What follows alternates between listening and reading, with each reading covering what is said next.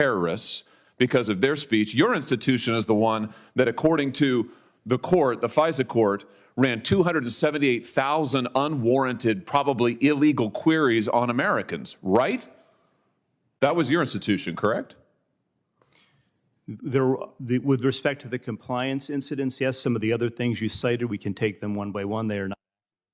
Compliance, you would characterize the unlawful querying 278,000 times of American citizens as compliance issues? We've said before, I've said that totally unacceptable. Who's been fired for it?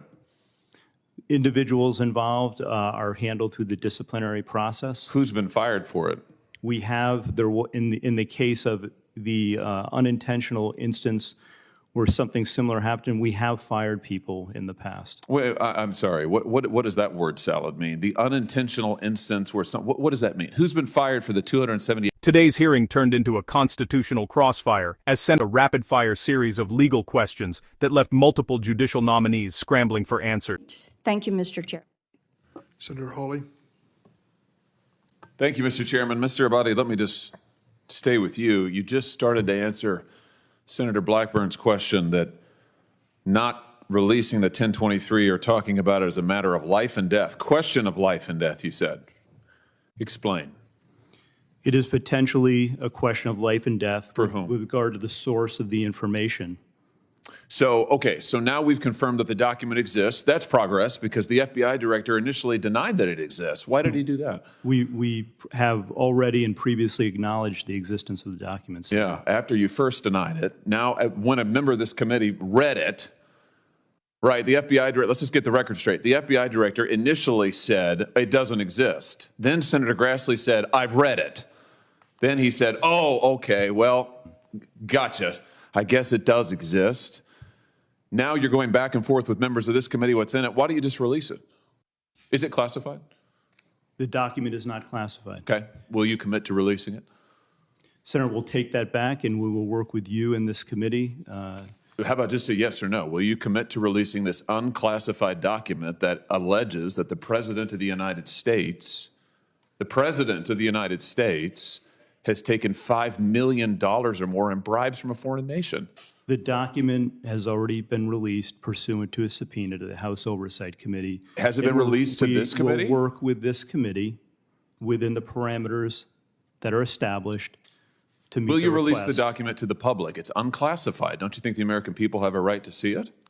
Senator, the document, as you know, contains sensitive information that has bearing on the life of the source of the information, potentially. You can redact the source's name. We do this all the time. In some instances, Senator, and I know you know this, that is not sufficient to protect people. And that's what we strive and work to do each and every day. And I hope you would take that seriously, too. Oh, I take it very seriously.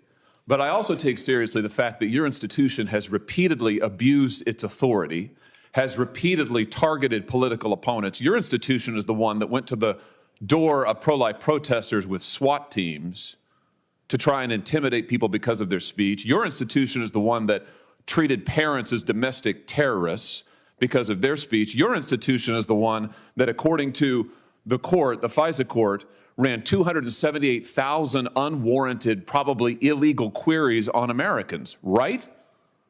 That was your institution, correct? With respect to the compliance incidents, yes, some of the other things you cited, we can take them one by one. They are not.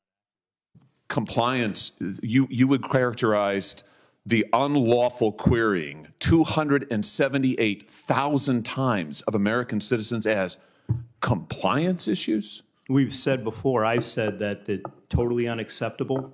Who's been fired for it? Individuals involved are handled through the disciplinary process. Who's been fired for it?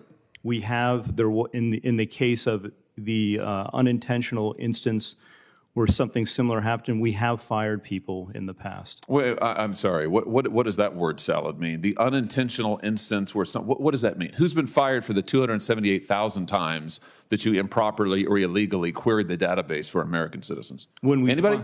When we find intentional incidents.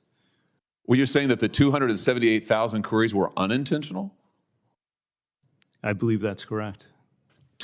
Wow, 278,000 times American citizens' information was queried by your agency unintentionally? That's your testimony? I would want to go back and check that, Senator.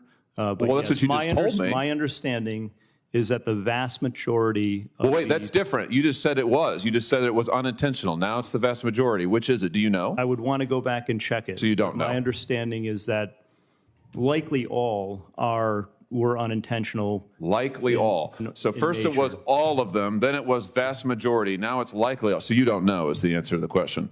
I don't know the answer as we sit here today, but I will Could have find out started and I with will that get back to probably. you. Who was fired for the lies to the FISA court for the Carter Page warrant?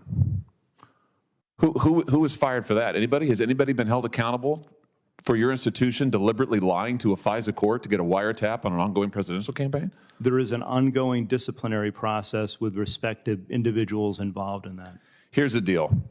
You're back in front of us asking for the reauthorization of extraordinary authorities. Multiple courts have uncovered extraordinary abuses perpetrated by your agency.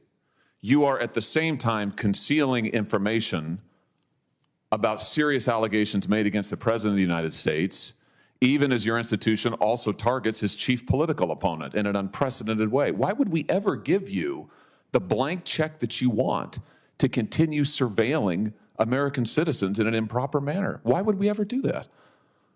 Senator, we're here to talk about reforms today. I did get confirmation that the query... No, we're not. We're here to talk about the reauthorization of Section 702. Why would we reauthorize it, given your track record of abuse and illegal improper surveillance and political targeting? Why would we do that? Why would it be appropriate for this body to do that? We've made significant reforms and implemented corrective measures. We've seen significant progress as a result of that, Senator.